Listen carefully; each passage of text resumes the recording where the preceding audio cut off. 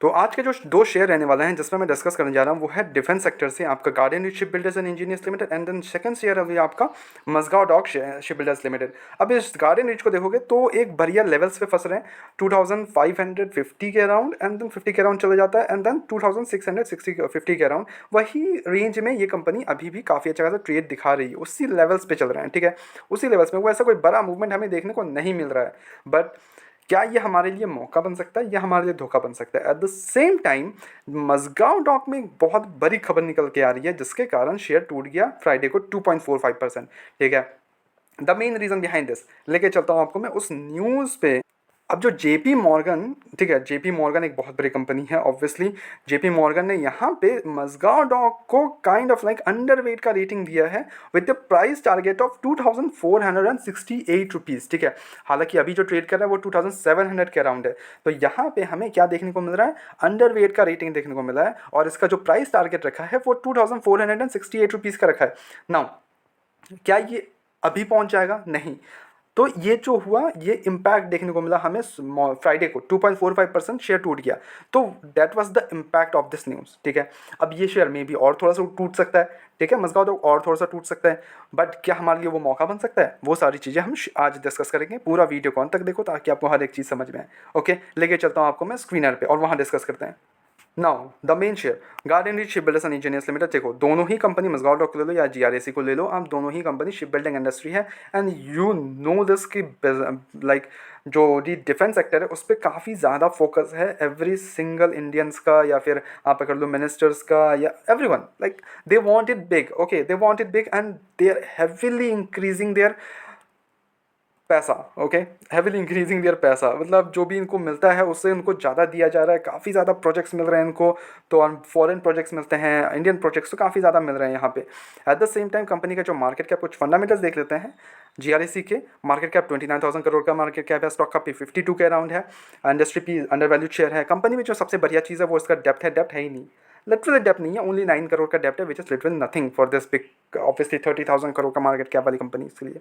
ठीक है, अब बैलेंस शीट में अगर चेक करोगे तो 1965 करोड़ रुपीज़ का कंपनी बस रिजर्व्स भी है, तो ये एक बहुत बढ़िया चीज़ है।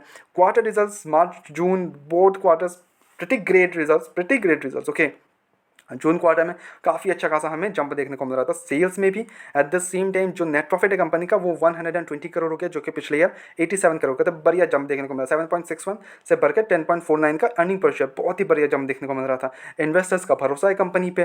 ठीक है, प्रमोटर्स का 74% का स्टेक है। एफ के पास अपना स्टेक बढ़ा रहे हैं 5.33%, डी अपना स्टेक बढ़ा रहे हैं 1.81%। पब्लिक के पास 18% का स्टेक है, थोड़ा सा माल बेचा है obviously profit booking and everything. Public के पास बहुत बढ़िया माल है।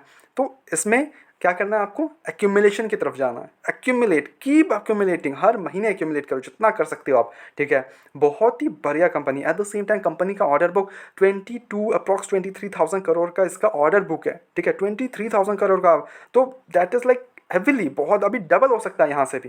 ठीक है, डबल हो सकता है। 29,000 करोड़ का मार्केट कैप है और जितने प्रोजेक्ट्स मिलते जाएंगे यहाँ से हमें डबल देखने को मिलेंगे, बहुत ही बढ़िया।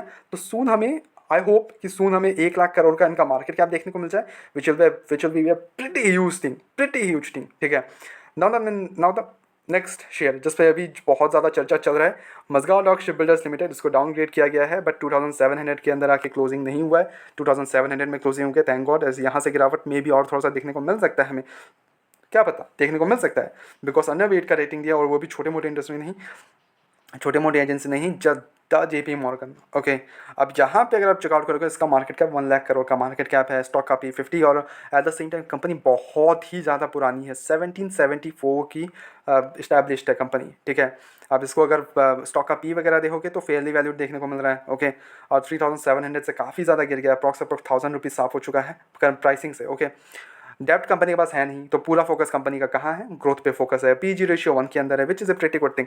बट द मेन रीजन कि अंडरवेट क्या क्यों रेटिंग दिया, बिकॉज ऑफ द रिजल्ट्स अच्छा नहीं कर पा रही है कंपनी। ठीक है, हालांकि ईयर टू ईयर देखिए तो यहाँ पे सेल्स तो मिल रहे हैं बट एक्सपेंसेस काफ़ी ज़्यादा इंक्रीज, वो कंट्रोल नहीं कर पा रही है कंपनी। ठीक है, कंट्रोल नहीं कर पा रही है वो एक्सपेंसेस, और जिसके कारण हमें यहाँ पे गिरावट देखने को मिल रहा है। हमें नेट प्रॉफिट में भी गिरावट देखने को मिल रहा है। सेल्स तो के हैं बट नेट प्रॉफिट वगैरह गिर जा रहे हैं, ऑपरेटिंग मार्जिन गिर जा रहा है कंपनी का। 27% से गिर के 11% हो गया एंड पिछले क्वार्टर तो इनका 3% था only. Now they are again increasing which is a pretty good thing. Okay, तो इन्होंने सस्टेन, आई होप कि ये मेंटेन कर लें, आई होप लिटरली मेंटेन कर लें. बट नेट प्रॉफिट वगैरह 452 करोड़. इन्वेस्टर्स का भरोसा देख ले तो 81% अभी भी प्रमोटर्स के स्टेक है. तो यहाँ पे OFS आने के हाई चांसेस है. जल्द सून AFS भी देखने को, OFS भी देखने को मिल सकता है हमें. तो और भी शेयर थोड़ा सा कटने को मिल सकता है. FIs के पास 2% का स्टेक है. जैसे ही OFS आएगा आई नो कि FIs और DIs तो पक्का खरीदने वाले हैं. ठीक है, पक्का खरीदने वाले हैं FIs और DIs के पास 5% का स्टेक कर लिया इन्होंने. अपना स्टेक हैविली इंक्रीज कर लिया अपना. ठीक है, 1.69% से 5.21%, हैविली इंक्रीज. पब्लिक के पास 11% का स्टेक है. तो नो डाउट दोनों कंपनी बहुत ही बढ़िया है. बट अभी के लिए GRAC ज़्यादा ठीक लग रहा है because of the results and everything. कोई भी फ्लॉस नहीं लग रहा है हमें यहाँ पे. तो आई विल गो कि अभी एक्यूमुलेशन मैं GRAC पे करूँ. मजगांव डॉक के मैं बात के लिए छोड़ दूं कि ओके और भी नीचे आ सकता है. आई होप कि नीचे आ जाए because I want it down. Okay, मेरे को डाउन पे खरीदना है. तो ऑब्वियसली अभी भी आने के हाई चांसेस है because of the under weight results and everything.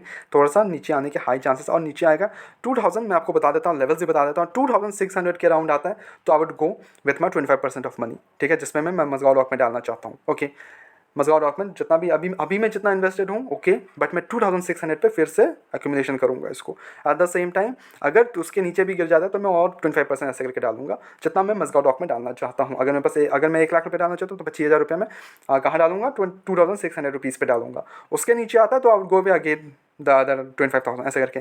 GRC में फुल एक्यूमुलेशन की तरफ जाऊँ और फुल्ली अग्रेसिवली एक्यूमुलेट करना ज़्यादा पसंद करूँगा मैं. ठीक है, आपको क्या सोचना है वो कमेंट कर देना. कोई भी बाय एंड सेल रिकमेंडेशन बिल्कुल भी नहीं है दोनों शेयर पे, ओनली सजेशन है. तो take it as a suggestion. Go things do your own research and everything and go ahead कि आप किस पे जाना चाहते हो. हाँ, इसकी जगह आप किसी भी शेयर पे जा सकते हो. कोचिन शिपयार्ड, बहुत सारे डिफरेंट सेक्टर है. गो अहेड एंड उस पर भी थोड़ा रिसर्च करके फिर जाना है. ठीक है, ऐसे रेगुलर अपडेट्स के लिए चैनल को सब्सक्राइब करो, वीडियो को लाइक करो. मिलता है नेक्स्ट वीडियोज़ में.